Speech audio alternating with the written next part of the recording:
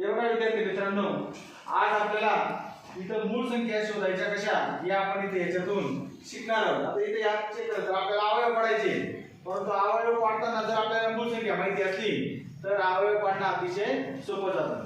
आता इथं आपण याचे अवयव पाडले, याचे अवयव पाडले, याचे अवयव पाडले, परंतु 641 अशी संख्या आहे की ती मूळ संख्या आहे की नाही आपल्याला शोधायची। तर त्याच्यासाठी आपल्याला एक छोटीशी युक्ती आहे, ती जर युक्ती आपण अवलंबली तर आपल्याला पटकन ती मूळ संख्या आहे की नाही हे शोधता येते। याच्यासाठी आपल्याला 30 पर्यंतच्या संख्येचे वर्ग माहिती असणं गरजेचं आहे। आता 641 ही संख्या जी आहे तर तिच्या संख्येच्या जवळचा वर्ग संख्या कोणती आहे ती आपल्याला माहिती पाहिजे। आता 20च्या पुढचे वर्ग आपण घेऊ। आता 20चा वर्ग काय आहे सांगा बरं मला। 20चा वर्ग काय आहे 400, हे तुम्हाला माहिती। 21चा वर्ग काय आहे 441। 22चा वर्ग बोला बोला पटकन 484, व्हेरी गुड। 23चा वर्ग हा बोला बोला पटकन 529, 23चा वर्ग 529। 24चा वर्ग हा 576, व्हेरी गुड। 25चा वर्ग 625 आणि 26चा वर्ग 676। आता आपल्याला याचं काय करायचंय की 641 ची जवळची वर्ग संख्या कोणती, अलीकडची घ्यायची, पलीकडची नाही। अलीकडची वर्ग संख्या कोणती आहे 625। मग या 641 आणि 625 यांचा सहसंबंध असा आहे की 25 ही जी वर्गमूळाची संख्या आहे, 25 ही जी वर्गमूळाची संख्या आहे, तर या 25 च्या आतल्या जेवढ्या काही मूळ संख्या आहे त्या संख्येने आपण भाग देऊन बघायचं।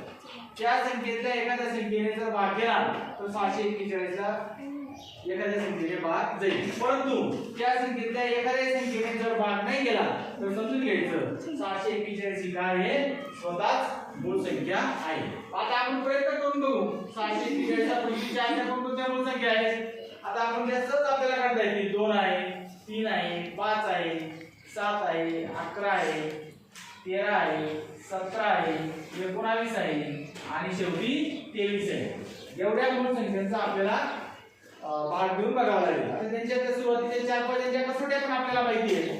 आता 2च्या कसोटीमध्ये 641 बसतं का नाही बसत, कारण एकच स्थानी 1 आहे, म्हणून याच्यात पण या 2च्या कसोटी चालणार नाही। 3च्या कसोटी 3ची कसोटी काय आहे की अंकांची बेरीज 6 4 10 आणि 11, म्हणून याला पण भाग जाणार नाही, कारण अंकांच्या बेरजेला काही भाग जात नाही। आता 5ची कसोटी एकच स्थानी 0 किंवा 5 पाहिजे, इथे एकच स्थानी 1 आहे, ही पण कसोटी चालणार नाही।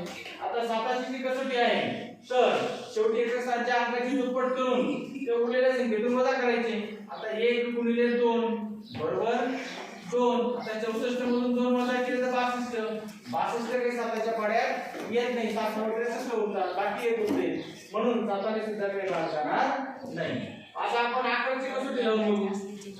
11ची कसोटीचा नियम काय आहे की जर समस्थानच्या अंकांची बेरीज आणि विषमस्थानच्या अंकांची बेरीज यांच्यामधला जो फरक आहे तो 0 असेल तर भाग जाईल। आता इथं 6 आणि 1 7 होतात आणि इथं 4 7 वजा 4 3, इथं काही 0 उरत नाही, म्हणून इथं सुद्धा काही आपल्याला भाग जात नाही। आता आपल्या 13ची कसोटी काही नाही, तिला प्रत्यक्ष आपल्याला काय करावं लागेल भागात देऊन बघावं लागेल। मग 641 भागिले आपण इथं 13 करून बघू।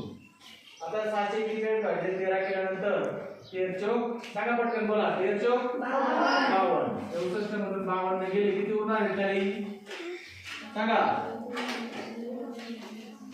12 उरणार आहे, एकदम बरोबर। 12 आणि आवडता 1 खाली घेतला। आता 121 भागिले 13 करून बघू आपण काय उत्तर येतं आपलं। 13चा पाड्या 13 9 17 किंवा 117, बाकी उरली 4, जर बाकी 0 उरली तर समजायचं पूर्ण भाग जातो, म्हणजे इथं 13 ने सुद्धा भाग जात नाही। मग आता आपण काय करू 13 नंतर कोणती संख्या आहे 17 आहे। 641 भागिले 17 करून बघू आपण भाग जातो का। आता 17चा पाडा आपण 64 पर्यंत बनवू।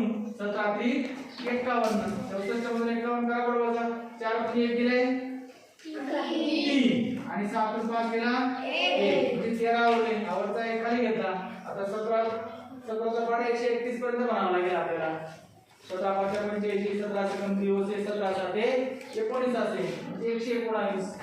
131 मध्ये 119 वजा करा. बरोबर 131 वजा 119 याकडून मला पटकन कोण सांगतं? पटकन तुमच्याकडनं उत्तर पाहिजे. तुमच्याकडनं उत्तर पाहिजे. 12 एकदम बरोबर. इथे 12 उरले. हा वरचा एक आपण काय केला? वरचा एक घेतलेलाच आहे आपण. 131 मध्ये 119 उरले. 119 गेले उरले 12. म्हणजे बाकी 12 उरले 12. कसं झालेलं आहे. पण बाकी काही शिल्लक उरत नाही. म्हणजे 17 ने सुद्धा भाग जात नाही. त्याच्यानंतर आपण 19 भाग घेऊन बघू. 641 भागिले 19. आपल्या 19 चा पाढा 64 पर्यंत म्हणू आपण. 19 57 64 म्हणून 57 करा होतं. सांगा बरं मला पटकन. कोण सांगतं? सम्राट सांग रे. 64 वजा 57 हा 7 एकदम बरोबर 7. आणि हा वरचा एक खाली घेतला. आता 19 चा पाढा 71 पर्यंत म्हणू. 19 गुणे 38 19 57 19 चौक 76 जास्त होता आपण 3 घेऊ. 19 57 51 57 करा वजा. सिद्धू सांग बरं. वृषाली 71 मधून 57 गेले. कोण आलं पाहिजे एकदम पटकन? हा 14 व्हेरी गुड. म्हणजे बाकी काही शिल्लक उरत नाही. म्हणजे 19 ने सुद्धा भाग जात नाही. आता आपला शेवटचा अंक राहिला 23. हे 23 ने आपण भाग घेऊन बघू. 641 भागिले 23. 23 चा पाढा 64 पर्यंत म्हणू. 23 गुणे 46 64 वजा 46 सांगा बरं. कोण सांगतं पटकन? 64 वजा 46 सादिया यशस्वी सायली देता का कोणी पटकन उत्तर? 64 वजा 46 64 वजा 46 कोण पटकन सांगा. हा बरोबर आहे ना? किती रे प्रसाद?